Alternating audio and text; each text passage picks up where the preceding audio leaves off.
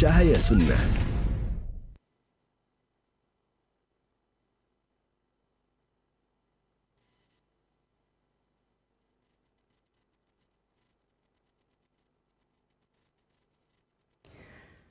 Assalamualaikum warahmatullahi wabarakatuh.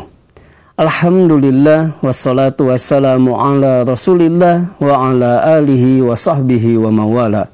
Saudaraku seiman dan seakidah, sahabat roja dimanapun Anda berada, masih bersama dengan kami di saluran tilawah Al-Quran dan kajian Islam.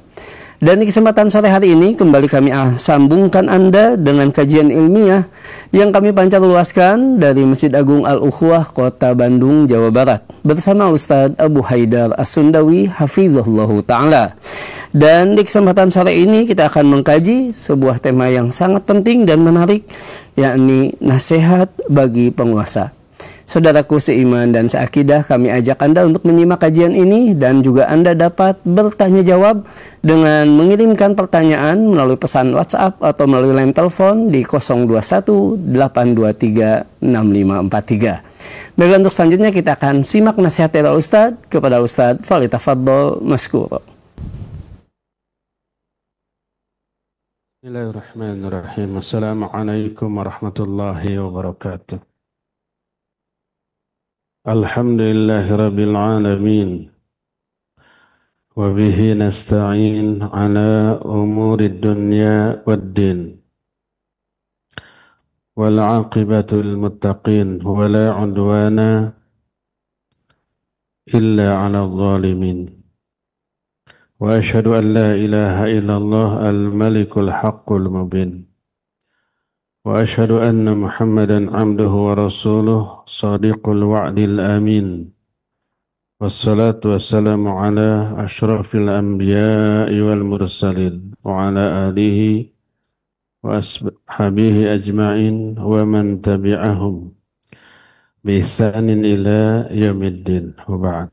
Hadirin jamaah Masjid Agung Al-Ukhuwah Bandung, para pendengar Radio Tarbiyah Sunnah Bandung, pendengar Radio Roja di beberapa kota dan radio-radio lain, pemirsa Roja TV dan TV-TV lain, dan para netizen di mana saja Anda berada. Kembali kita berjumpa melanjutkan kajian tentang nasihat. Agama adalah nasihat. Bagi siapa? Bagi Allah, bagi kitabnya, bagi rasulnya.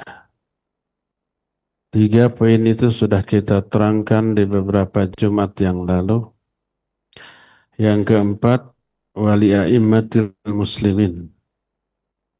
Agama ini juga nasihat bagi imam-imam kaum muslimin. Sudah diterangkan ada 2 macam imam. Imam dalam perkara agama, yaitu ulama. Dan itu sudah dijelaskan Jumat yang lalu. Dan yang kedua, imam dalam masalah kekuasaan. A'immatus sultan, a'immatul quwwah. Keimaman dalam hal kekuasaan, merekalah para umar. Merekalah para penguasa. Penguasa yang muslim memiliki hak atas kita sebagai rakyatnya dengan 2 macam hak. Pertama, hak secara umum karena mereka muslim. Seperti umumnya kaum muslimin. Hakul muslim alal muslim, dalam satu hadis khamsun, dalam hadis lain sittun. Hak seorang muslim atas muslim lainnya ada 5 atau 6. Kalau berjumpa, salam, dan seterusnya, itu hak secara umum. Kedua, hak secara khusus, karena mereka memiliki kedudukan khusus, yaitu sebagai pemimpin yang mengurus urusan duniawi kita dan akhirat kita. Menyangkut waktu waktu pelaksanaan ibadah seperti awal Ramadan, awal Syawal, awal Dzulhijjah, awal setiap bulan. Nah, jadi nasihat kita kepada pemimpin sesuatu yang wajib kepada penguasa. Adapun rincian dari nasihat kita kepada para penguasa adalah pertama, mentaati mereka dalam kebaikan.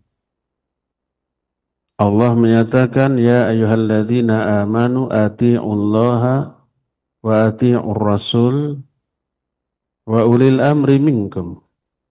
Hai orang-orang yang beriman, taatlah kalian kepada Allah, taatlah kalian kepada Rasul, dan kepada ulil amri minkum, di kalangan kalian.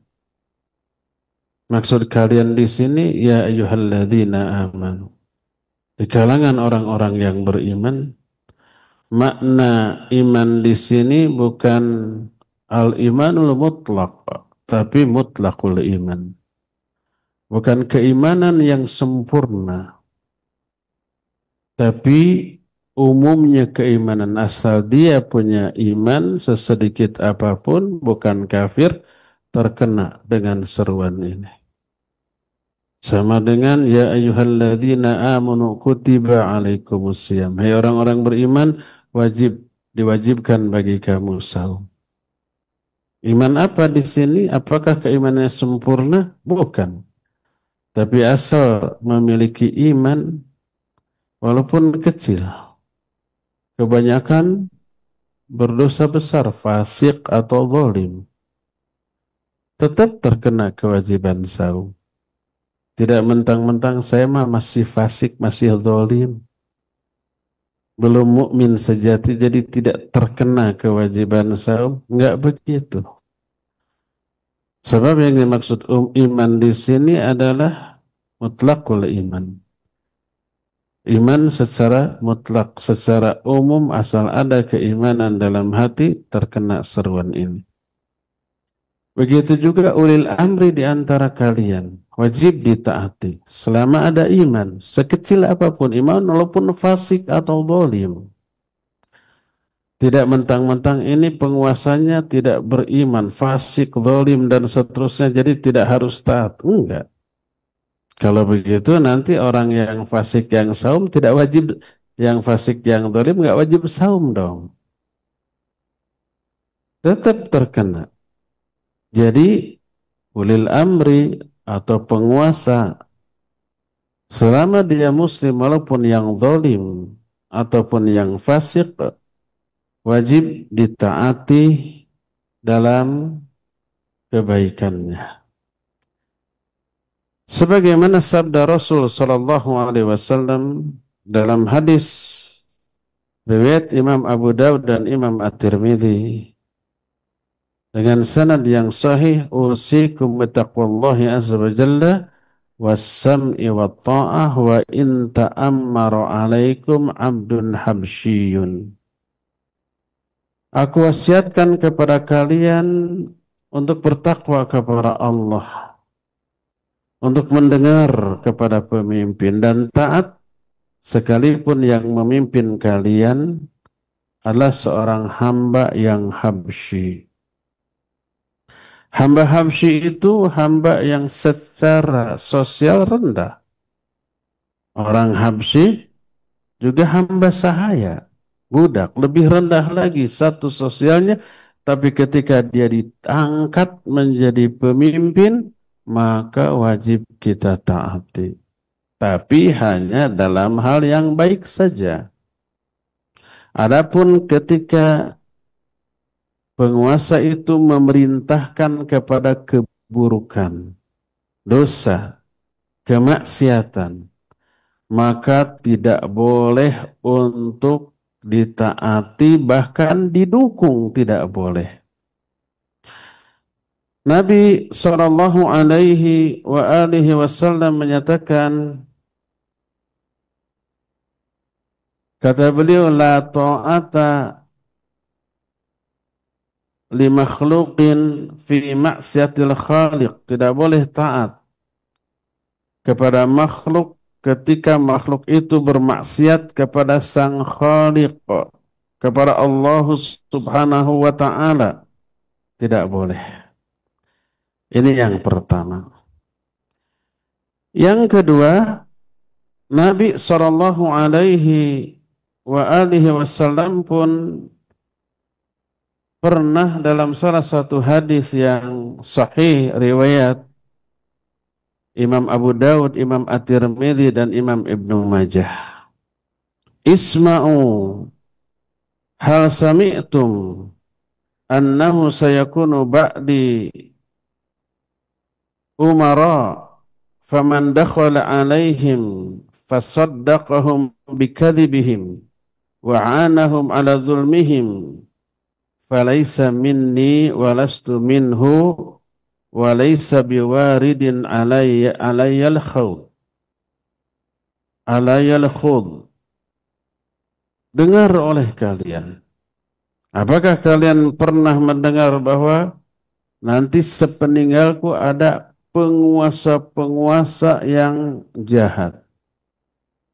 Siapa yang masuk kepada lingkaran mereka, lalu membenarkan kebohongannya, kedustaannya, dan membantu kezalimannya.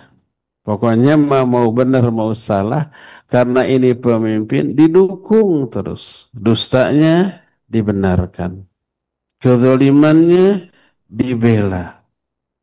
Kata Nabi SAW, "Laisa minni walastu minhu." Orang itu bukan termasuk golonganku dan aku juga tidak termasuk golongan mereka, dan orang itu tidak akan berjumpa denganku di Khud. Khud itu telaga Nabi SAW. Orang itu tidak akan bisa meminum air dari telaga tersebut. Apa makna dari hadis ini? Berkata para ulama ketika menerangkan hal ini, di antaranya Syekh bin Baz rahimahullahu ta'ala, فَإِذَا دَخَلَ عَلَيْهِمْ بِالتَّوْجِيهِ وَالْإِرْشَادِ وَتَخْطِيفُ الشَّرِّ هَذَا هُوَ الْمَطْلُوبُ أَمَّا إِذَا دَخَلَ عَلَيْهِمْ لِيُعِينَهُمْ عَلَى الظُّلْمِ وَيُصَدِّقُهُمْ بِالْكَذِبِ فَهَذَا هُوَ الْمَذْمُومُ نَسْأَلُ اللَّهَ الْعَافِيَةَ. Mana hadis ini? Bila seorang muslim masuk ke lingkaran penguasa untuk menuntun, untuk mengawal agar tidak keluar dari jalur kebenaran, atau untuk meminimalisir kejahatannya, inilah yang dituntut oleh syariat. Bila kita punya akses memperbaiki penguasa ini dari dalam, tanpa dikhawatirkan dirinya larut terjerumus ke dalam kezaliman mereka, murni untuk meluruskan, ini bagus. Adapun apabila masuk ke lingkaran penguasa untuk membela mereka dalam hal kezalimannya, membenarkan kedustaan penguasa, karena penguasa seringkali berdusta, memberikan informasi yang tidak benar kepada rakyatnya untuk melindungi kejahatannya. Orang-orang yang di lingkaran terdekatnya tahu, bukannya dinasihati, diingatkan, diluruskan, ikut dibela, di-cover kedustaannya. Bahkan dianggap sebagai sebuah kebenaran. Inilah yang tercela, yang semoga Allah Azza wa Jalla menyelamatkan kita dari orang-orang seperti ini. Dari Ummu Salamah radhiyallahu anha berkata Rasul sallallahu alaihi wasallam, "Satakunu umara fata'rifuna wa tudakkiruna, faman 'arafa bari'a wa man nakara salima, walakin man radiya wa taba'a. Qalu afala nuqatiluhum qala la ma sallu. Nanti akan muncul penguasa-penguasa. Kalian kenali mereka, tapi kalian ingkari karena kejahatannya.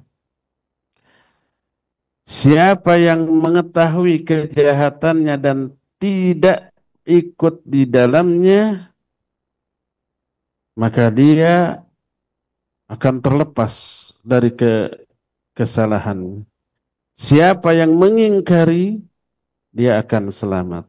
Tapi siapa yang ridha dan mengikutinya karena dia memiliki keuntungan dalam hal itu, maka dialah yang tercela dan dia akan binasa. Jadi kalau si pemimpin tersebut melakukan, menetapkan aturan yang keliru, yang salah, maka haram untuk didukung, dibela, di-cover, tapi harus diingatkan. Dan ini salah satu di antara bentuk nasihat kepada para penguasa. Ini yang pertama. Kedua, wa minan nasihati lahum hiya an takuffa an musawaihim wa alla tansyurha bainan nas. Di antara bentuk nasihat kepada penguasa adalah menahan diri dari keburukan-keburukan mereka yang kita tahu. Nggak boleh disebarkan, nggak boleh diekspos. Terus yang kita lakukan gimana? Wa an nubadzila lahum an nasihah mastata'na bil mubasyarah idza kunna nastati an nubashirahum. Awil kitabah idza kunna la nastati aw bil ittisal bima yattasilu bihim idza kunna lam nastatil kitabah. Li'annahu ahyanan ma yastati'ul insan lahumul kitabah walau kataba lam tasil ilal mas'ul. Yang harus kita lakukan kalau kita mampu mengoreksi secara langsung, secara lisan, lakukan. Kalau tidak, maka dengan tulisan, surat. Kalau tak mampu juga, sampaikan ke orang yang bisa menyampaikannya. Ada pengaduan langsung ke kotak pos sekian. Walaupun itu juga belum tentu sampai ke pemimpinnya ya. Kalau itu juga tidak mampu, bersabarlah. Walaupun mereka itu jahatnya, na'udzubillah, sampai menyiksa, sampai merampas harta. Loh kok diem? Itulah yang difatwakan atau diadviskan oleh Nabi SAW. Ini syariat, wahyu. Kata Rasul SAW dalam hadis yang diterima dari Auf bin Malik radhiyallahu an, khiyarukum a'immatukum alladhina tuhibbunahum wa yuhibbunakum wa yasilluna alaikum wa tasilluna alaihim wa syiraru a'immatikum alladhina tabghadunahum wa yabghadunakum wa tal'anunahum wa yal'anunakum. Qila ya Rasulullah afala nunabidhuhum bis-sayf? Faqala la massallah. Wa idza ra'aytum min wulatikum syai'an takrahunahu fakrahu amalahu wa la tanza'u yadan min ta'atin. Pemimpin terbaik di antara kalian adalah pemimpin yang kalian mencintai mereka, mereka juga mencintai kalian. Mereka menyambung hubungan dengan kalian, kalian juga menyambung hubungan dengan mereka. Atau boleh juga mereka mendoakan kebaikan bagi kalian, kalian juga mendoakan kebaikan bagi mereka. Itu pemimpin yang baik. Terjalin hubungan komunikasi yang baik, saling mencintai, saling mendoakan kebaikan. Dan pemimpin-pemimpin terburuk di antara kalian adalah pemimpin yang membenci kalian sebagai rakyatnya, kalian pun benci mereka. Mereka melaknat kalian, kalian juga melaknat mereka. Saling laknat, saling benci. Ada pemimpin yang kayak begini dengan rakyatnya? Ada di negara entah berantah, entah di mana. Seorang sahabat bertanya, "Ya Rasulullah, tidakkah kita memberontak kepada mereka dengan pedang?" Ada tuh pikiran itu tuh. Kalau jahat, angkat saja pedang, angkat senjata. Ditanyakan kepada Nabi SAW. Apa jawab beliau? Lah, nggak boleh sholat selama mereka masih sholat. Wa idza ra'aitum min wulatikum syai'an takrahunahu, dan apabila kalian melihat sesuatu yang kalian benci dari pemimpin kalian, fakrahu amalah, benci saja amalannya, wala tanza'u yadan min ta'atin, dan jangan kalian mencabut ketaatan dari mereka. Ya tetap harus taat dalam hal yang baiknya, tapi tidak boleh taat dalam hal yang buruk-buruknya.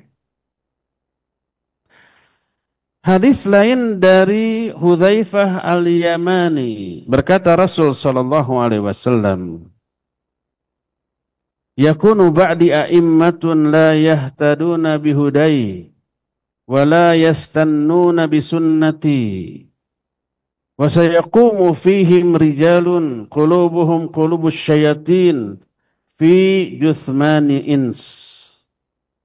Qal qultu kaifa asna'u ya Rasulullah in adraktu dzalik? Qal tasma' wa tuti'u lil amir wa in daraba dhahraka wa akhadha malaka fasma' wa ati'. Coba bayangkan. Akan muncul setelahku pemimpin-pemimpin yang tidak mengambil petunjukku ketika memimpin. Semau-mau mereka. Tidak mengambil sunnahku ketika mengelola kekuasaannya. Dan akan muncul di kalangan mereka beberapa laki-laki di kalangan pejabat dari penguasa ini. Hati mereka adalah hati-hati setan, tapi jasadnya jasad manusia. Ada pejabat yang kayak begini? Kata Nabi akan ada nanti, tanpa menyebut negaranya. Kata Hudzaifah, aku bertanya, apa yang harus aku lakukan ya Rasulullah? Coba perhatikan. Pertanyaan ini ditanyakan oleh sahabat kepada Nabi SAW. Beliau menjawab, tasma' wa tuti'u lil amir. Kamu dengar, kamu taati pemimpin itu. Wa in daraba dhahraka wa akhadha malaka, walaupun pemimpin itu memukuli punggungmu, merampas hartamu, fasma wa ati, dengar dan taati. Apa Nabi SAW salah? Masa gitu-gitu amat harus diam? Kata Nabi SAW. Dan beliau tidaklah berbicara kecuali dengan wahyu. Hadis ini sahih riwayat Imam Muslim dalam kitab Sahih Muslim. Ketika menjelaskan hal ini, berkata para ulama, di antaranya Syekh bin Baz rahimahullahu ta'ala. Kata beliau, "Laisa min manhajis salaf at-tashhir bi'uyubil wulat, wa dzakara dzalika 'ala al-manabir li'anna dzalika yufdi ila al-fawdha wa adami as-sam'i wa ta'ah fil ma'ruf, wa yufdi ila al-khawd alladhi yadur wa la yanfa'. Walakin at-tariqatul muttaba'ah inda salaf an-nasihah fima bainahum wa baina sultan, wal kitabah ilaihi awil ittisal bil ulama alladzina yattasiluna bihi hatta yuwajjiha ilal khair. Tidak termasuk bagian dari manhaj salaf mengumbar, mengekspos aib-aib penguasa, mengatakan hal tersebut di mimbar-mimbar. Kalau sekarang di media sosial.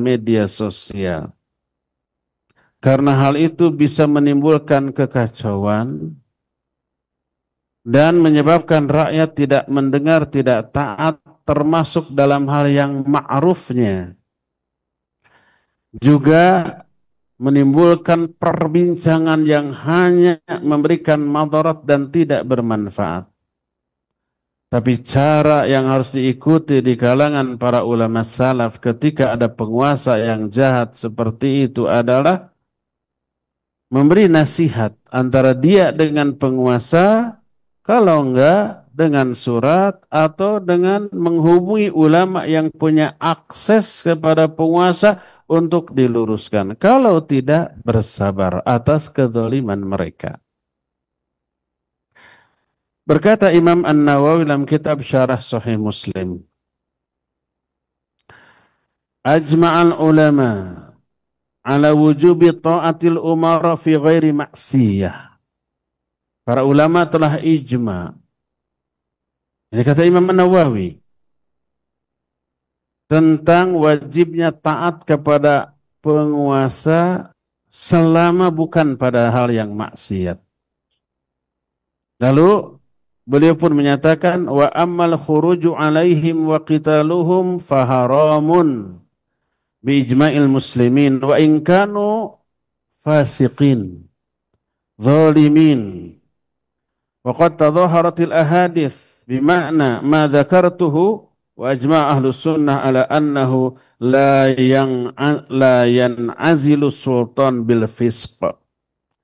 Adapun keluar memerangi mereka, mengangkat senjata untuk memerangi mereka, maka haram berdasarkan ijma' kaum muslimin, walaupun mereka fasik, walaupun mereka zalim.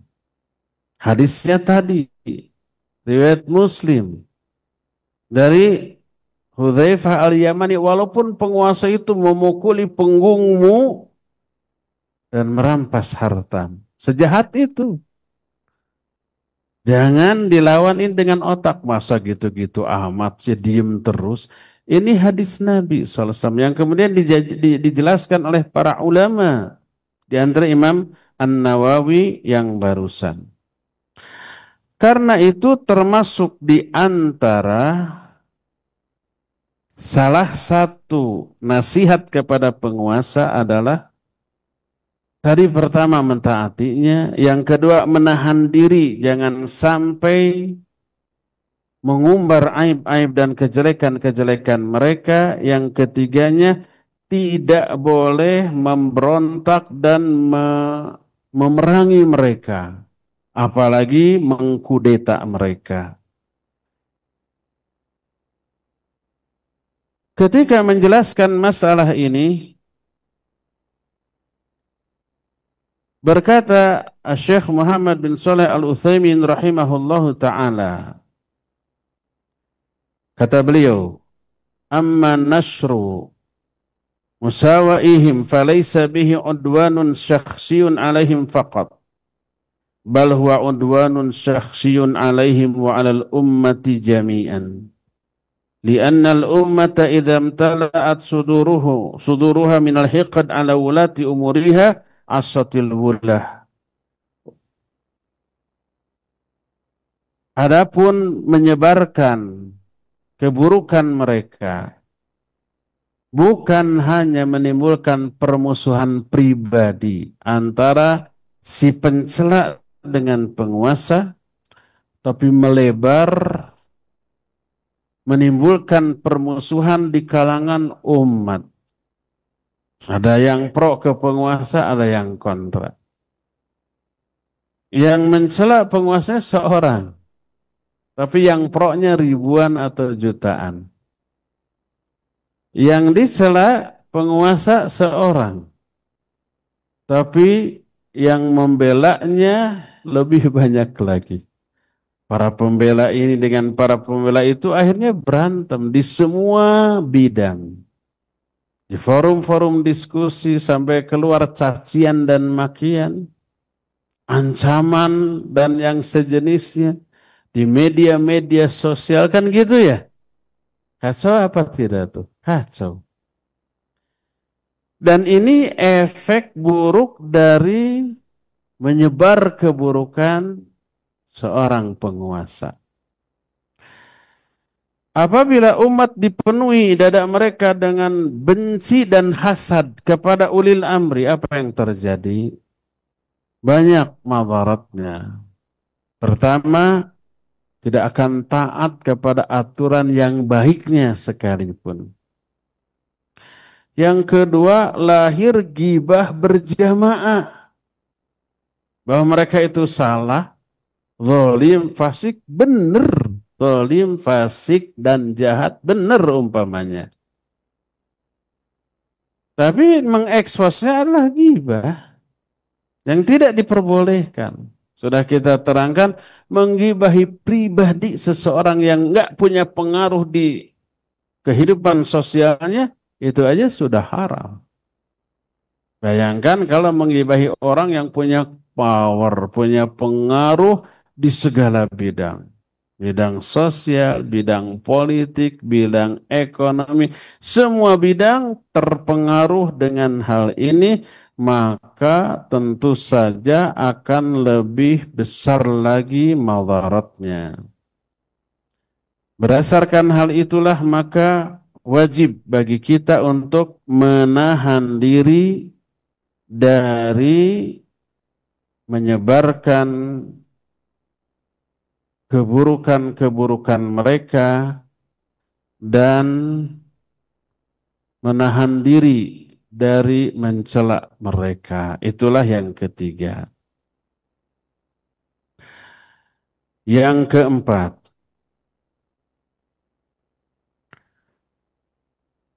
salah satu di antara nasihat kepada mereka adalah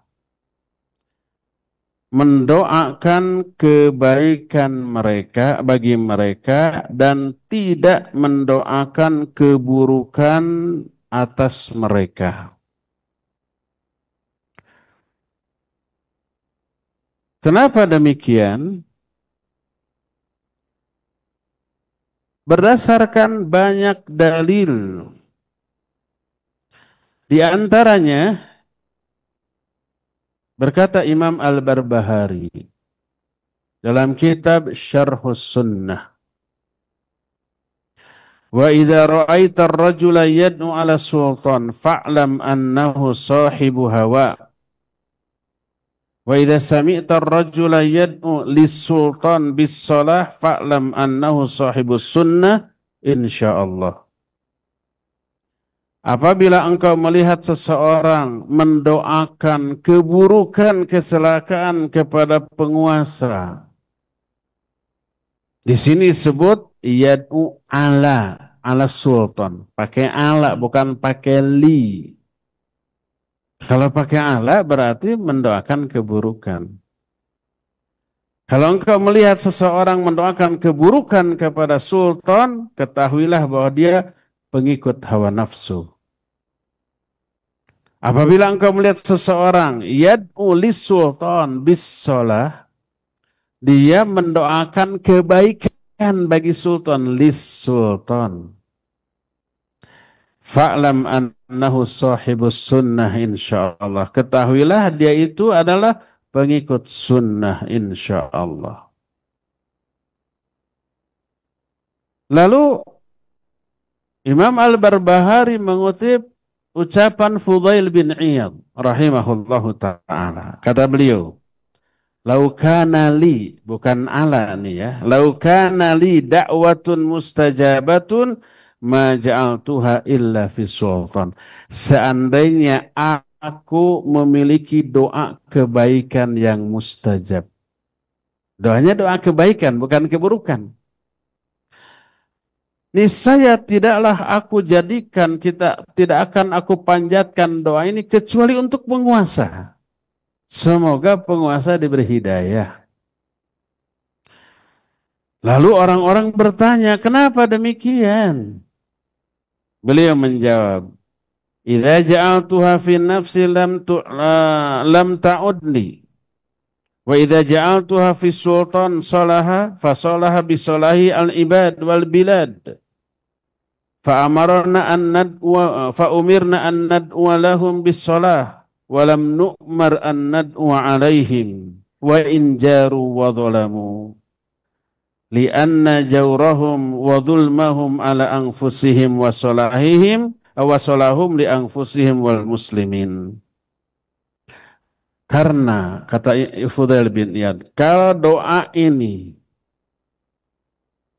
aku tujukan untuk diri sendiri, maka hanya untuk kepentinganku seorang. Tapi kalau doa ini aku panjatkan untuk penguasa, memanjatkan doanya kepada Allah. Isi doanya bagi kebaikan penguasa. Lalu penguasa itu soleh. Maka dengan kesolehannya, maslahatlah urusan hamba dan urusan negara. Maka kita diperintahkan untuk mendoakan kebaikan bagi mereka dan tidak diperintahkan untuk mendoakan keburukan bagi mereka walaupun mereka jahat dan zalim. Kejahatan dan kezaliman mereka untuk mereka sendiri, adapun kesolehan mereka untuk mereka dan juga untuk rakyat seluruhnya. Berkata Ka'ab al-Ahbar, inna likulli zamanin malikan yab'athuhu Allahu ala nahwi qulubi ahli. فإذا أراد صلاحهم بعث عليهم muslihan وإذا أراد هلاكهم بعث عليهم mutrafihim. Ketika menjelaskan kenapa bisa muncul pemimpin yang zalim di kalangan rakyat. Munculnya pemimpin yang zalim, Allah yang ngatur. Kenapa Allah memberi pemimpin zalim kepada masyarakat? Itu disebabkan karena rakyatnya juga zalim. Allah menyatakan dalam Al-Quranul Karim. Allah menyatakan dalam surah Al-An'am 129, wa kadzalika nuwalli ba'dadh dhalimina ba'dhan bima kanu yaksibun. Demikianlah kami berikan kekuasaan kepada orang zalim terhadap masyarakat yang zalim karena dosa-dosa yang mereka lakukan. Makna ayat ini ada 4. Salah satunya kita tidak akan bahas 4-4-nya. Salah satunya penjelasan seorang mufassir namanya Ibnu Zaid. Beliau menyatakan makna ayat ini adalah Allah akan memilihkan pemimpin yang zalim bagi rakyat yang zalim. Kalau rakyatnya zalim kepada sesamanya, Allah akan mengazab mereka dengan cara memberikan pemimpin yang zalim yang akan berbuat zalim juga kepada rakyatnya. Makanya para ulama menyatakan kama takununa yuwalli alaikum ummalukum a'malakum. Sebagaimana kondisi kalian, maka seperti itulah pemimpin yang akan diangkat untuk mengatur kehidupan kalian. Kalau kehidupan kalian bagus, soleh, taat kepada Allah dan Rasul-Nya, maka Allah akan memilihkan orang atau pemimpin yang soleh pula. Maka riwayat dari Ka'ab al-Ahbar tadi, inna likulli zamanin malikan yab'athuhu Allahu ala nahwi qulubi ahlihi. Allah setiap zaman Akan ada penguasa yang Allah utus sesuai dengan kondisi hati rakyatnya. فَإِذَا أَرَادَ صَلَاحَهُمْ بَعَثَ عَلَيْهِمْ مُصْلِحًا. Kalau Allah ingin memperbaiki hati-hati mereka, Allah akan utus pemimpin yang soleh yang akan memperbaiki kondisi mereka. Wa idza arada halakahum ba'atha alaihim mutrafihim. Kalau Allah ingin membinasakan mereka, Allah utus penguasa yang jahat kepada mereka. Berkata Imam Ibnu Qayyim rahimahullah kitab Miftahud Daris Sa'adah. Coba perhatikan. Kata beliau, wa ta'ammal hikmatahu ta'ala fi an ja'ala mulukal ibad wa umara'ahum wa walatahum min jinsi a'malihim. Bal ka'anna a'malahum dhaharat fi surati wulatihim wa mulukihim. Fa in istaqamu istaqamat mulukuhum. Wa in adalu adalat alaihim. Wa in jaru jarat mulukuhum wa wulatuhum. Wa in dhahara fihimul makar wal khadi'ah faulatuhum kadzalik wa in mana'u huququllah ladaihim wa bakhilu biha mana'at mulukuhum wa ulatuhum ma lahum indahum minal haq wa bakhilu biha alaihim. Kata Imam Ibnu Qayyim, perhatikan hikmah Allah dalam hal menjadikan para penguasa, para pemerintah, para pemimpin dari satu komunitas rakyat tergantung jenis amal dari rakyatnya, bahkan seolah-olah amalan-amalan rakyat itu terrefleksikan dalam bentuk karakter para pemimpinnya, para penguasanya. Kalau rakyatnya itu lurus, pemimpinnya akan lurus. Karena Allah yang akan memilihkan pemimpin yang lurus. Kalau rakyatnya menyimpang, pemimpinnya juga menyimpang. Kalau rakyatnya jahat kepada sesama rakyat lagi, pemimpinnya akan jahat kepada rakyatnya. Kalau rakyatnya saling tipu, saling membuat makar satu sama lain, pemimpinnya juga akan menipu rakyatnya, akan membuat makar kepada rakyatnya. Demikian juga apabila rakyatnya menahan, tidak menunaikan hak-hak Allah, terus bakhil, tidak mau keluar zakat, infak, sedekah dan yang sejenisnya, para penguasa juga akan menahan hak-hak mereka, akan berbuat bakhil kepada rakyatnya. Jadi lihat, pemimpin yang muncul di sebuah negeri cermin dari kondisi rakyat yang dipimpinnya.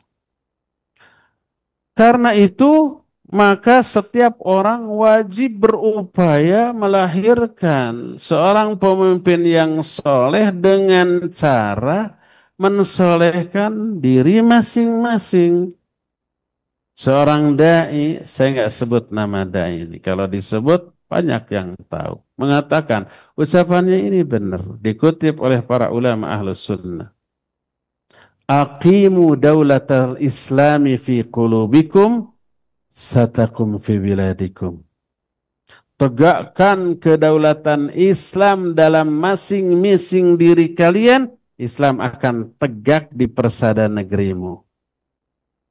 Tapi kalau Islam belum tegak dalam jiwa kita masing-masing, masih mengabaikan perintah, masih melanggar larangan, masih umpamanya menyimpang dari rambu-rambu syariat, masih berani berbuat dosa dan maksiat, masih saling tipu, saling berdusta kepada sesama warga, maka yakinilah pemimpinnya akan berbuat demikian pula kepada rakyatnya. Karena itulah maka salah satu di antara Nasihat bagi para penguasa adalah mendoakan kebaikan bagi mereka dan tidak mendoakan keburukan. Mendoakan keburukan kepada mereka menimbulkan madarat yang jauh lebih besar. Jangankan kepada penguasa. Kita punya seorang kawan tapi membenci kita, memusuhi kita, memfitnah kita. Apa yang harus kita lakukan? Apakah menghukum dia dengan tetap dalam kondisi bermusuhan? Atau merubah dia menjadi sahabat? Yang tadinya benci jadi cinta, yang tadinya anti jadi simpati, yang tadinya kontra jadi pro, yang tadinya jauh menjadi dekat, dengan cara mendoakan, ya Allah berikan hidayah kepada, rubah balikan hatinya. Terus dia berubah, lalu jadi sahabat. Mending mana? Mending tetap bermusuhan dan kita puas dengan penderitaan dia, atau mending berubah menjadi sahabat?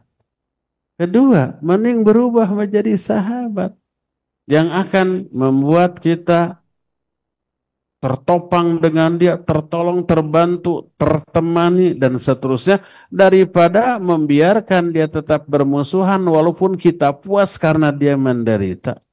Itu bayangkan kalau seorang orang biasa. Bayangkan ini penguasa yang dampaknya kepada seluruh manusia di negara kita. Kalau umpamanya kita doakan keburukan lalu kena, celaka kek, mati kek, atau gimana? Bagaimana kondisi negara? Pasti bakal muncul masalah. Harus diadakan pemilu ulang. Ribut lagi. Pemilihan ulang. Chaos lagi. Biaya lagi. Saling mencela lagi. Dan begitu muncul pemimpin yang baru, mungkin lebih buruk daripada sebelumnya. Bukan lebih baik. Karena itulah maka di antara nasihat kepada penguasa, doakan kebaikan dan jangan doakan keburukan. Jadi ada beberapa poin nasihat kita kepada penguasa. Pertama, mentaati mereka dalam hal kebaikan. Kedua, tidak menyebarkan aib-aib mereka. Termasuk tidak mencela mereka. Mengumbar aib termasuk celaan. Ketiga, bersabar atas kezaliman mereka. Karena itulah tuntunan syariat. Yang keempatnya tadi, mendoakan kebaikan bagi mereka. Dan yang kelimanya, tidak mendoakan keburukan. Dan poin terakhir yang keenam yang tidak kalah pentingnya adalah tidak memberontak, tidak mengangkat senjata untuk memerangi mereka karena madaratnya jauh lebih besar daripada maslahatnya. Madaratnya apa? Timbul peperangan. Walaupun umpamanya menang kita, terus masalah berikutnya pemilihan pemimpin baru, ribut lagi. Dan begitu muncul pemimpin baru, belum tentu lebih baik daripada yang sebelumnya. Mungkin saja lebih jahat, berontak lagi. Mau sampai kapan? Inilah keenam poin nasihat bagi para penguasa yang dijelaskan oleh para ulama seperti yang saya kutip tadi. Cukup sampai di sini saja dan kita masih punya sisa waktu untuk bertanya jawab. Seperti biasa khusus hari Jumat pertanyaan dikhususkan bagi pendengar dan pemirsa Radio Roja yang akan dipandu oleh Abu Lukman di studio Radio Roja Cilengsi, dan kepadanya fal yatafadhal masykura ma'jura. Silakan. Jazakallahu khairan kami sampaikan kepada Al-Ustadz Abu Haidar As-Sundawi Hafizahullah Ta'ala yang telah membimbing kita di kajian sore hari ini langsung dari kota Bandung, Jawa Barat. Dan berikutnya kita akan memasuki sesi tanya jawab. Anda dapat berpartisipasi dengan mengirimkan pertanyaan melalui pesan WhatsApp dan line telepon di nomor 021 823 6543. Baik Ustaz, kita angkat pertanyaan pertama dari Bapak Bastian di Jakarta. Pertanyaannya Ustaz, apa yang harus rakyat lakukan jika ada seorang pemimpin daerah mengaku beragama Islam akan tetapi terbukti melakukan perbuatan-perbuatan syirik? Terima kasih, mohon nasihatnya Ustaz. Jazakallahu khairan. Tafadhol Ustaz. Barakallahu fiik. Bagaimana kalau pemimpin kita di level tertentu? Daerah mungkin RT, RW, desa, camat, wali kota atau bupati, gubernur. Daerah kan sampai sana, sampai gubernur ya. Di atas gubernur apa? Menteri, kemudian presiden. Kalau melakukan perbuatan syirik, umpamanya dia sholat, menyembah Allah. Tapi juga menyembah kepada selain Allah. Menyembah kepada pohon, kepada tanah, kepada gerobak, macam-macam. Itu yang disebut dengan syirik atau musyrik. Apa yang harus kita lakukan? Seperti tadi, nasihati. Kalau bisa ngomong langsung, langsung. Kalau tidak, surati. Surat nggak sampai. Kalau sampai nggak dibaca, dibaca sama ajudannya nggak disampaikan. Atau katakanlah sampai dibaca. Apa yang dia lakukan? Membantah dengan versi dia.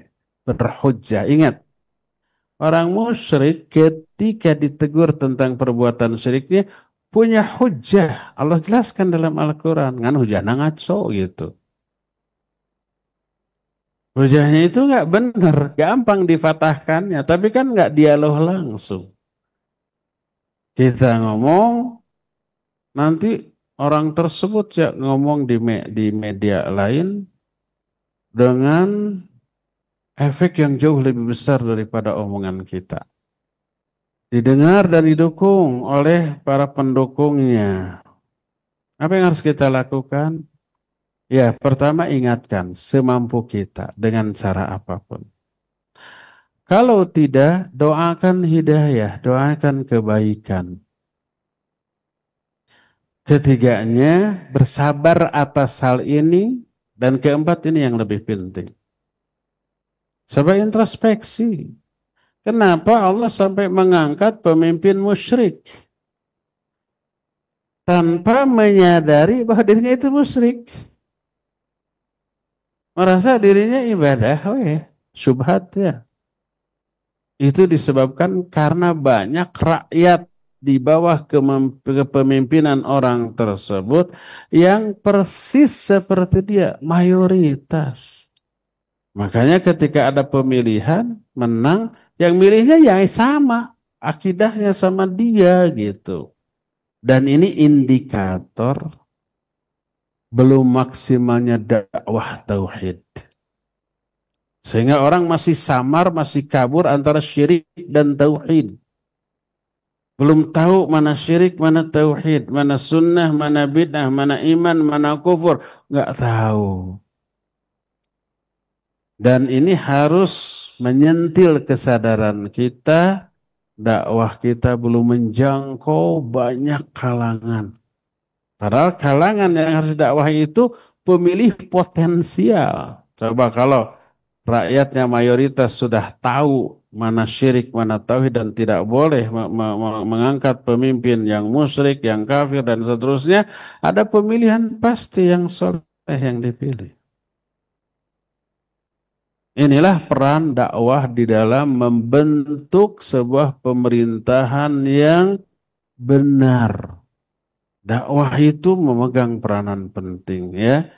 Jadi yang harus kita lakukan, dakwah kembangkan, bersabar, doakan kebaikan bagi pemimpin tersebut, jangan didoakan keburukan, dan tetaplah mentaati dalam ketetapan-ketetapan yang baik-baiknya saja. Wallahu a'lam bishawab. Silakan lagi. Jazakallahu khairan Ustaz atas penjelasannya, dan berikutnya kita angkat penanya melalui line telepon di 0218236543. Kami persilahkan. Assalamualaikum warahmatullahi wabarakatuh. Waalaikumsalam warahmatullahi wabarakatuh. Dengan siapa di mana Bapak? Ya, saya dengan Arifin Al-Maliki di Banten, Ustaz. Baik, silahkan. Assalamualaikum, Ustaz. Waalaikumsalam. Waalaikumsalam warahmatullahi wabarakatuh. Ini tentang kalimat, Ustaz. Tentang kalimat apa perbedaannya lafaz al-walad, al-gulam, at-tiflu sama as-sobi, Ustaz. Itu kan semuanya artinya anak kecil gitu ya. Terus bagaimana cara membedakannya, Ustaz ya? Ya, gitu aja. Assalamualaikum warahmatullahi wabarakatuh. Waalaikumsalam warahmatullahi wabarakatuh. Al-walad, al-gulam, as-sobi, gitu ya. Baik, apa bedanya? Al-walad itu artinya anak, walaupun sudah dewasa. Umpama fulan, waladu fulan. Fulanun, waladu fulanin. Si fulan, fulan, waladu alan. Si fulan, anak si alan. Walaupun si fulan ini sudah dewasa, sudah kakek-kakek umpamanya. Itu disebut dengan sebutan walad. Walad itu maknanya anak ya. Umpamanya saya punya anak sudah gede, sudah 30 tahun, lalu saya kenalkan ke antum, hadza waladi. Ini adalah anakku. Kok anak tapi sudah gede? Anak mah bisa aja gede ya. Anak bagi seseorang. Yang pertama. Yang kedua, sobi. Kalau sobi, balita. Anak kecil, bayi. Itu disebut dengan sebutan sobi. Yang masih kecil, yang masih bayi. Nah, adapun gulam, bisa bermakna remaja sampai pemuda. Nabi SAW punya anak tiri. Lalu makan, tidak sesuai aturan, lalu dinasihati, ya gulam, wahai gulam, hai nak. Tapi ditujukan kepada remaja atau pemuda ya. Termasuk Ibnu Abbas radhiyallahu anhu dibonceng oleh Nabi SAW, lalu diberikan ilmu, ya gulam, wahai gulam. Maknanya hai ujang bahasa kita, hai nak, tapi ditujukan kepada yang sudah dewasa atau sudah remaja ya. Itulah perbedaan tiga ini, walad, sobi, dan gulam. Kadang gulam ini diartikan juga hamba sahaya atau budak belian. Bisa ya. Jadi tergantung konteks kalimatnya. Itulah perbedaan tiga istilah, walad, sobi, dan gulam. Wallahu a'lam bissawab. Silakan lagi. Baik Ustadz, kita akan bacakan kembali pertanyaan melalui pesan WhatsApp Ustadz. Namun ada sedikit tambahan Ustadz, tadi disebut oleh penanya dari Banten Atiflu Ustadz. Baik, untuk pertanyaan berikutnya Ustadz, terkait dengan bahasan kita sore hari ini Ustadz. Ahsanallahu ilaikum, dari Ali di Bandung dan sedang hadir kajian Ustadz di Ukhuwah. Pertanyaan dalam hal taat dan mendengar pemimpin, sebatas mana ketaatan dan mendengarnya jika pemimpin yang sah adalah perempuan atau bahkan non-muslim Ustadz? Apakah tetap harus mendengar dan taat sebagai seorang muslim? Kemudian yang kedua, bagaimana sikap sebagian muslim yang menjaga lisan dan tangannya atas keburukan pemimpin, tapi ketika lengser malah mengumbar aibnya? Dan juga mohon doakan Ustadz, ponakan Anda yang telah hadir 2 kali kajian di sini agar istiqomah di tengah kesibukannya. Tafadhol Ustadz. Baik, barakallahu fiik. Ada 2 pertanyaan. Pertanyaan pertama ini tidak terjadi. Setidaknya belum di negara kita. Atau pernah gitu ya. Itu kalau pemimpinnya itu pertama yang perempuan sudah pernah. Di beberapa kepala daerah ada ya yang perempuan. Kementerian juga ada perempuan. Yang kedua, bagaimana ini belum pernah terjadi di kita. Bagaimana kalau pemimpinnya itu non-muslim? Presiden umpamanya. Atau gubernur, wali kota, bupati, camat sampai desa. Kecuali kalau pemimpin non-muslim itu memimpin sebuah daerah yang mayoritas non-muslim, itu nggak jadi masalah. Nah sekarang mayoritas muslim, ini kan belum pernah terjadi di kita ya. Karena belum pernah terjadi dan semoga tidak terjadi, kita tidak akan bahas taat apa tidak. Nanti kalau itu mau terjadi pas pemilu ada calon yang non-muslim, baru kita minimalnya minta fatwa kepada para ulama ya. Nah, sekarang kalau umpamanya pemimpinnya wanita, apa yang harus kita lakukan? Sama dengan yang tadi. Dalam hal yang baiknya kita taati. Dalam hal yang buruknya kita tidak taati. Tetap 6 poin yang tadi kita lakukan. Taati dalam hal yang baik. Tahan diri kita dari mencela, mengungkap aibnya. Mendoakan kebaikan dan tidak mendoakan keburukan. Bersabar. Tidak boleh memberontak. Karena madaratnya jauh lebih besar lagi daripada maslahatnya ya.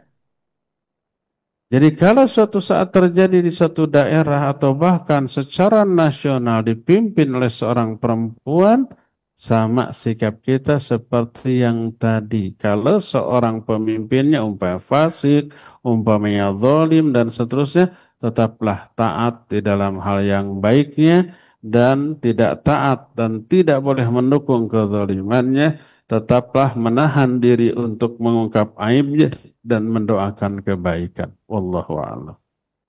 Silakan lagi. Jazakallahu khairan Ustadz atas penjelasannya, dan berikutnya kembali pertanyaan melalui pesan WhatsApp. Kita akan angkat kembali dari Abi Sabila di Tangerang. Pertanyaannya Ustadz, mohon penjelasan tentang surat Al-Maidah ayat 44 Ustadz yang mengatakan barang siapa yang tidak berhukum dengan apa yang diturunkan Allah, maka mereka itu orang kafir. Mohon pemahaman yang benar tentang ayat ini Ustadz. Apakah kita termasuk kafir karena penguasa kita tidak berhukum dengan Al-Quran? Jazakallahu khairan. Tafadhol Ustadz. Barakallahu fiqh. Ayat itu ada 3. Ujungnya yang berbeda. Ayat 45-nya wa malam yahkum bima anzalallah faulaika humul kafirun. Siapa yang tidak berhukum dengan hukum Allah, dia kafir. Ayat berikutnya fasik dan zalim. Wa malam yahkum bima anzalallah faulaika humul fasiqun. Ayat berikutnya faulaika humul zalimun. Jadi awalnya sama, akhirnya berbeda. Siapa yang tidak menghukum dengan hukum Allah, pertama dia kafir, yang kedua dia fasik, yang ketiga dia zalim. Kenapa yang diambil hanya ayat yang pertama kafir? Kenapa tidak yang kedua atau yang ketiga itu fasik dan zalim? Dalam memahami ayat ini, jangan difahami oleh pikiran kita yang bodoh dari ilmu tafsir. Bongkar penjelasan para ulama tentang hal ini. Ketika menjelaskan masalah ini, ada sebuah buku disusun oleh Syekh Al-Albani rahimahullah, kemudian disyarah oleh 2 orang, Syekh bin Baz dan Syekh Al-Utsaimin rahimahumullahu ta'ala jami'an. Apa judulnya? Al-Makhraj minal fitan. Jalan keluar dari fitnah. Nah, salah satu fitnahnya ini salah dalam memahami ayat. Pertama, Hu- huruf man di dalam ayat tadi wa man lam yahkum. Man ini siapa? Barang siapa? Siapa ini siapa? Apakah penguasa, rakyat, atau semua? Jawabannya semua karena man adalah lafaz yang nakiroh. Umum siapa saja. Bisa penguasa, bisa rakyat. Terus wa man lam yahkum. Siapa yang menetapkan hukum-hukum di sini hukum apa? Apa khusus hukum pidana perdata atau politik atau berlaku dalam semua? Hukum dalam hal berbicara, bermuamalah itu ada hukum. Yang ketiga, faulaika humul kafirun. Kafir di sini kafir kecil atau kafir besar. Ini yang tiga hal ini yang disorot oleh para ulama. Pertama, man di sana umum, ya penguasa, ya juga rakyat. Kedua, hukum di sini bukan hanya hukum pidana perdata. Ketika berbicara ada hukum. Jujur, tidak boleh dusta. Kalau orang berkata dusta, berarti dia tidak menerapkan hukum Allah dalam hal berbicara. Apa kafir? Atau umpamanya orang mengurangi timbangan, itu hukum Allah yang dilanggar. Wailul lil mutaffifin ketika berdagang. Terus ada orang yang mengurangi timbangan, kena ayat ini, apakah kafir? Demikian juga hutang piutang. Hutang tapi nggak dibayar padahal mampu. Apa kafir? Itu hukum Allah harus ditetapkan. Termasuk. Nah, ketika penguasa zalim ada hukum Allah yang harus ditaati oleh rakyat di dalam menghadapi penguasa yang zalim. Tadi harus sabar walaupun mereka itu sangat zalim. Itu hukum Allah loh. Melalui lisan Rasulnya Sallallahu Alaihi Wasallam. Kalau itu tidak diterapkan pas penguasa zalim berontak, apa sih ini kafir? Itu yang jadi masalah. Yang kedua, yang ketiga, kafir di sini kafir kecil apa besar? Sebab tidak semua lafaz kafir maknanya keluar dari Islam. Nabi SAW menyatakan, la tarji'u ba'di kuffara yadribu ba'dukum riqaba ba'd. Jangan kalian kembali kepada kekafiran, yaitu sebagian kalian membunuh sebagian yang lain. Membunuh itu kata Nabi kufur. Sibabul muslim fiskun wa qitaluhu kufrun. Mencela sesama muslim fasik dan membunuhnya adalah kafir. Apakah para pembunuh itu murtad keluar dari Islam? Kan gitu. Nah, ini dibeberkan oleh para ulama. Ibnu Abbas menyatakan kufur di sana kufrun duna kufrin, kufur kecil. Tidak mengeluarkan pelakunya dari Islam. Lalu para ulama merinci kenapa beda sebutan, ada yang kufur, fasik atau zalim. Kalau orang penguasa tidak menerapkan hukum Allah dengan berkeyakinan hukum Allah ketinggalan zaman. Yang benar, yang bagus, hukum buatan manusia ini lebih baik daripada hukum Allah, dia kafir. Keluar dari Islam, ya murtad. Karena menganggap hukuman buatan manusia lebih baik dari hukum Allah. Itu yang pertama.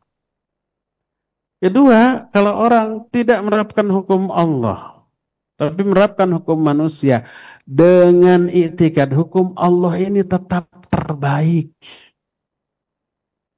Hukum buatan manusia nggak baik, tapi ini menguntungkan saya.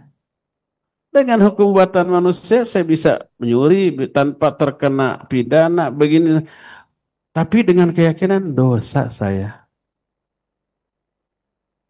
harus taubat nih. Orang ini fasik, tidak kafir karena masih meyakini hukum Allah terbaik. Orang ini kena wa man lam yahkum bima anzalallah fa ulaika humul fasiqun. Ketiga, ada orang meyakini hukuman Allah terbaik, tapi dia terapkan hukum manusia. Karena apa? Dengan berhukum dengan hukuman manusia, dia bisa semena-mena merampas hak orang secara legal menurut hukuman manusia. Maka dia zalim.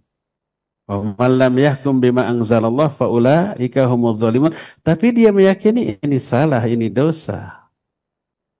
Sama dengan orang yang melanggar larangan, tapi meyakini haramnya larangan ini dan meyakini dirinya berdosa. Dia tidak kafir, dia tetap muslim, tapi muslim yang berdosa besar, mungkin fasik, mungkin zalim. Seperti orang mencuri. Dia tahu mencuri itu haram, dosa. Tapi kenapa dia lakukan? Karena hawa nafsu. Seperti orang mabuk, seperti orang yang berzina, itu sama. Mereka itu tahu bahwa itu dosa, bakal diazab, dan dirinya merasa ini keliru, harus taubat. Tapi kenapa dia lakukan? Hawa nafsu. Sama, dia fasik atau zalim, tidak kafir, tidak keluar dari Islam. Beda dengan mabuk, ditegur, lalu dia bilang, ini halal kok. Berzina, lalu ditegur, ini saya suka sama suka, simbiosis, mutualisme, ibadah dong. Itu bisa kafir itu. Karena tidak mengharamkan apa yang Allah haramkan. Menganggap halal terhadap apa yang Allah haramkan bisa kufur. Ya. Tapi kalau dirinya merasa berdosa, salah, ingin tobat, maka dia tetap muslim dan tapi muslim yang fasik. Sama dengan penguasa tadi. Nah sekarang gini, kalau ada penguasa, dia tidak menerapkan hukum Allah. Tapi ingin. Tapi kalau dia terapkan sekarang, timbul pemberontakan, timbul kekacauan. Dan dia tidak ingin itu terjadi. Itu lebih madharat.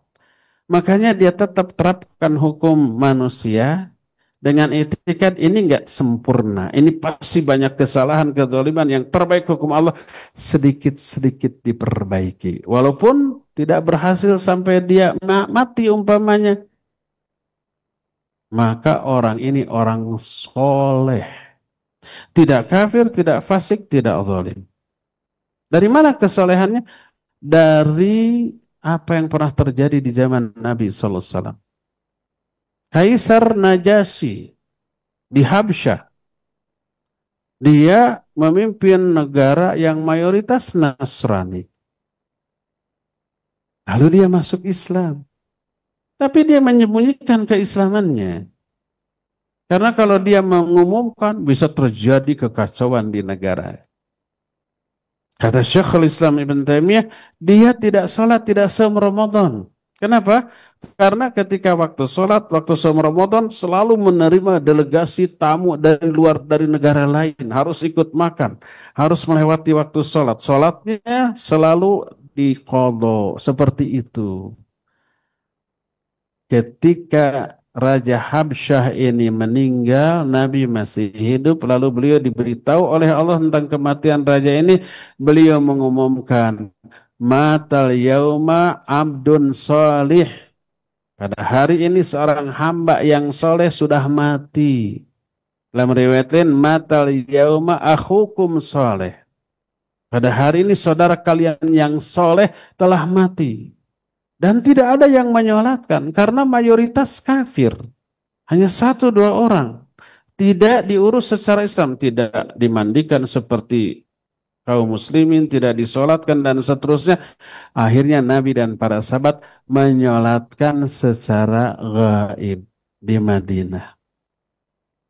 Nabi yang menyatakan dia seorang hamba yang soleh. Padahal dia penguasa tapi tidak berhukum dengan hukum Allah. Apakah orang ini kena dengan 3 ayat tadi? Wa man lam yahkum bima anzalallahu fa ulaika humul kafirun dzalimun atau fasikun? Tidak. Nabi menyatakan ini soleh. Padahal tidak menerapkan hukum Allah Azza wa Jalla. Kenapa dianggap soleh? Karena kondisi. Tidak memungkinkan menerapkan hukum Allah di kondisi seperti itu. Tapi dia bertekad pelan-pelan merubah. Tapi qadarullah masya'afa'al, ajal keburu menjemput sebelum keislamannya diumumkan sebagai penguasa. Ya. Berdasarkan hal itu, maka ayat wa man lam yahkum bima anzalallah faulaika humul kafirun atau fasikun atau zalimun jangan difahami dengan keterbatasan ilmu kita, fahami melalui penjelasan para ulama ahli tafsir dalam hal itu, maka kita tidak akan bingung dan tidak akan salah faham dan tidak akan salah dalam menerapkan, sehingga tidak berakibat nuduh kafir kepada orang yang sebenarnya tidak kafir, ya. Wallahu a'lam bissawab. Terakhir Abu Lukman, ya, silakan. Jazakallahu khairan Ustaz atas penjelasannya, dan pertanyaan terakhir kembali melalui pesan WhatsApp Ustaz dari hamba Allah. Mohon izin bertanya Ustaz, kalau kerja di pelayaran dan berbulan-bulan di laut lepas Ustaz, setiap hari Jumat tidak sholat Jumat dengan alasan jumlah pegawai tidak sampai 40 yang muslim dan jauh dari masjid. Jadi tiap Jumat tidak sholat Jumat tapi sholat zuhur saja. Bagaimana hukumnya Ustadz, sedangkan sudah 3 tahun berjalan? Mohon nasihatnya. Tafadhol Ustadz. Barakallahu fiik. Pelayar berarti musafir, ya. Walaupun sampai tahunan. Jadi sebagai musafir, dia memiliki hak selama safarnya. Salah satu haknya adalah tidak wajib kena Jumat. Ada 4 yang tidak terkena kewajiban salat Jumat. Al-Jum'atu haqqun wajibun ala kulli muslim fi jama'atin illa arba'ah. Hadis ini riwayat Imam Abu Daud dengan sanad yang hasan. Jumat itu hak dan wajib bagi setiap muslim secara berjamaah kecuali 4. 4 ini wanita, anak-anak, budak, dan musafir. Tapi bukan berarti tidak boleh Jumatan, boleh Jumatan. Lalu Jumatan itu apakah ikut ke yang mukim atau boleh mengadakan sendiri? Ulama ikhtilaf. Imam Syafi'i rahimahullah ta'ala tegas menyatakan musafir tidak boleh mengadakan Jumatan. Tidak boleh menjadi khatib dan imam pada waktu sholat Jumat bagi jamaah yang mukim. Tapi dia boleh Jumatan. Kalau ada orang mukim, dia boleh Jumatan sebagai jamaah, sebagai makmum. Tidak boleh sebagai imam dan khatib. Dan dia tidak boleh mengadakan Jumatan sendiri. Imam-imam yang lain menyatakan boleh mengadakan Jumatan sendiri. Bahkan boleh juga jadi khatib bila diizinkan atau diminta oleh yang mukim. Yang berpendapat seperti ini dia adalah Imam Abu Hanifah rahimahullahu ta'ala. Karena itu kalau umpamanya berlayar sampai 3 tahun lalu datang waktu sholat Jumat karena sebagai musafir dan tidak ada yang mukim, maka tidak wajib mengadakan Jumat. Yang dia lakukan adalah zuhur. Boleh sebaiknya dikosor 2 rakaat, ya. Boleh dijamak dengan asar, boleh 2-2. Itu yang pertama. Kedua, boleh juga dia mengadakan Jumatan dengan sesama muslim walaupun tidak sampai 40. Kurang dari 40 boleh, sah. Surah Al-Jumu'ah ayat yang terakhir, wa idza ra'awhu tijaratan aw lahwan infaddu ilaiha wa tarakuka qa'ima. Qul ma indallahi khairu minal lahwi wa minat tijarah wallahu khairur raziqin. Jadi ketika Nabi SAW sedang mengadakan Jumat dengan para sahabat, tiba-tiba datang pedagang dari Syam. Sebagian jamaah bubar menyambut para pedagang tersebut. Nah, turun ayat ini, wa idza ra'au tijaratan aw lahwan infaddu ilaiha wa tarakuka qaima. Ketika datang perniagaan, mereka bubar memburu itu dan meninggalkanmu berdiri ketika khutbah. Tinggal tersisa 12 orang. Dengan 12 ini Nabi tetap menyelesaikan Jumatannya. Ini menjadi dalil tidak harus 40. Boleh dengan 12 orang, boleh. Terus batasannya gimana? Asal disebut berjamaah minimal 2 orang. Satu imam, satu makmum disebut berjamaah tidak? Berjamaah. Al-Jum'atu haqqun wajibun ala kulli muslim fi jama'atin. Secara berjamaah. Minimal 2 orang boleh. Satu khotib, satu pendengar. Sudah. Kemudian setelah itu sholat. Ya. Dibolehkan membentuk jamaah. Kalau umpamanya dikhawatirkan. Siapa yang melewatkan Jumat 3 kali, Allah akan mengunci mati hatinya. Khawatir dengan ini, silakan. Adakan Jumatan dengan sama muslim walaupun kurang dari 40 orang maka tidak apa-apa ya. Tapi kalau toh mereka tidak mengadakan Jumatan maka itu hak mereka karena mereka statusnya sedang safar dan safar tidak terkena kewajiban Jumat walaupun boleh Jumatan dengan bermakmum kepada yang mukim ya. Wallahu a'lam bishawab. Cukup sampai di sini. Insyaallah kita jumpa kembali di hari Jumat yang akan datang. Subhanakallahum bihamdik asyhadu an la ilaha illa ant astaghfiruka wa atubu ilaik. Walhamdulillahirabbil alamin. Wassalamualaikum warahmatullahi wabarakatuh. Waalaikumsalam warahmatullahi wabarakatuh. Kami ucapkan jazakallahu khairan kepada Al-Ustaz Abu Haidar As-Sundawi hafizahullahu ta'ala yang telah membimbing kita di kajian sore ini langsung dari Masjid Agung Al-Ukhuwah Kota Bandung, Jawa Barat. Dan kami ucapkan pula jazakumullahu khairan untuk Anda sahabat Roja dimanapun Anda berada. Semoga apa yang kita pelajari di kesempatan sore hari ini menjadi ilmu yang bermanfaat. Mohon maaf atas segala kekurangan dan semoga Allah pertemukan kita kembali di kesempatan-kesempatan yang akan datang. Khususnya bersama Ustaz Abu Haidar As-Sundawi hafizallahu ta'ala di setiap hari Jumat sore pukul 16 waktu Indonesia.